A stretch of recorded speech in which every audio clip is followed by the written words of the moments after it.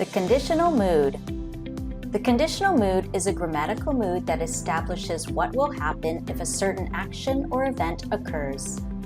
For this reason, you can see that conditionals are useful to express cause and effect in all types of communication, from speaking to writing. In this video, we will examine the 4 kinds of conditional structures as well as how to mix the various forms together. All conditionals follow the same sentence structure, the complex sentence, and see below for a link to the submodule on complex sentences.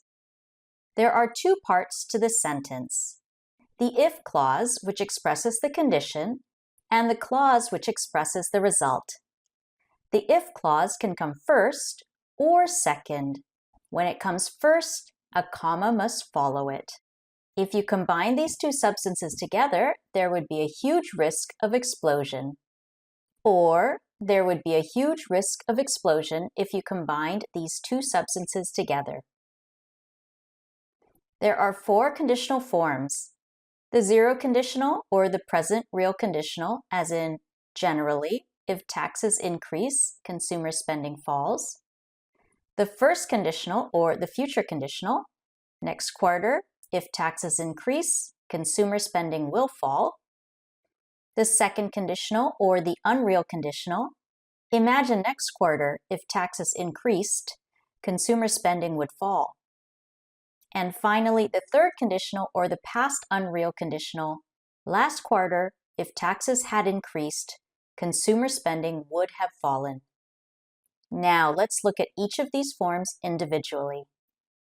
The zero conditional or the present real conditional is named this way because it describes things that are true or are likely to happen. It also describes a situation that always produces the same result. If rubber is cooled to -200 degrees Celsius, it becomes brittle and weak. In this conditional structure, both parts of the sentence use present tense verbs. If the produce is grown locally, transport costs are greatly reduced. We can replace if in these sentences to when or whenever because this condition always produces the same result. Moving on to the first conditional or the future real conditional also describes a real situation which may or may not happen in the future, depending on whether or not the condition is met.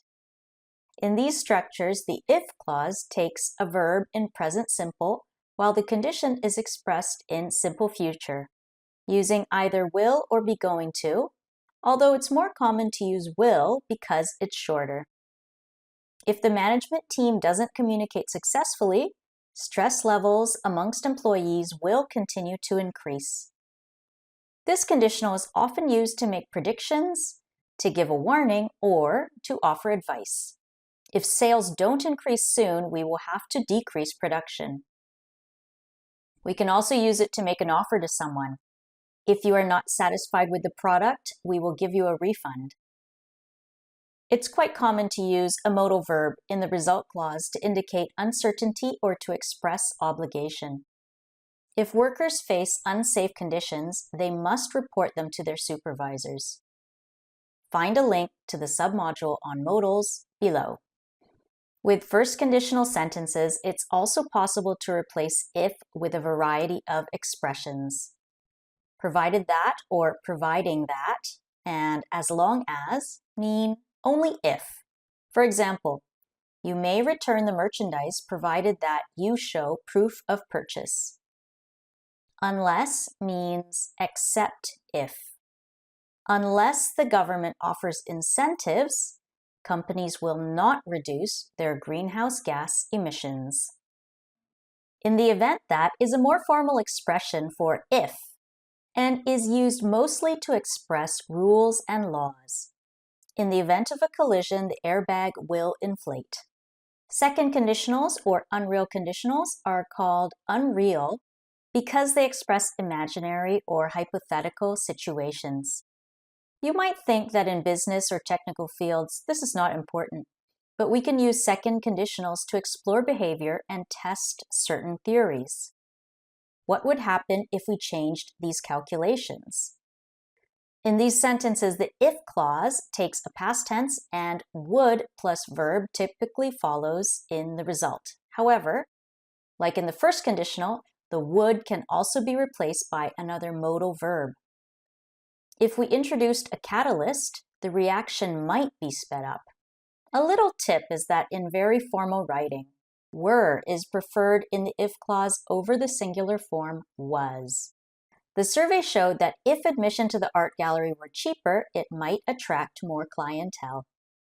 Third conditional, or the past unreal conditional, is used to talk about what would have happened if circumstances had been different from the past. In this form, past perfect is used in the if clause, and would have plus the past participle is used in the result. If safety measures had been followed, the accident would not have occurred. It's useful to use this conditional to evaluate past actions and find errors. It can also be used with other modals to express criticism. If you were unsure about the report, you should have asked for help. Those are the 4 conditional types, but it's also possible to mix conditionals. For example, you could mix a past condition with a present result. If the company had invested in new technology, it would still be operating today. Here is a third conditional followed by a second conditional result. Or you might mix an unreal conditional with a past unreal result.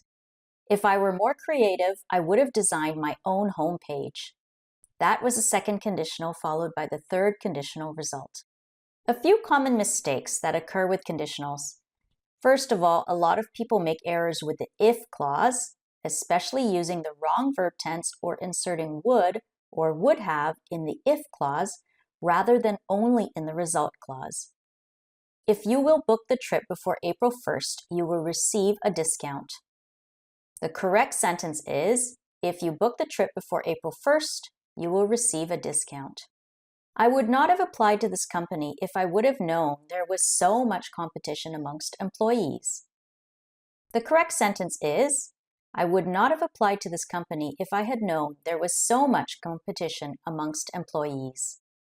Another common error has to do with forgetting the comma after the if clause, if the if clause comes first when writing. If you have any questions or concerns, please do not hesitate to contact us. The writer forgot to put the comma here.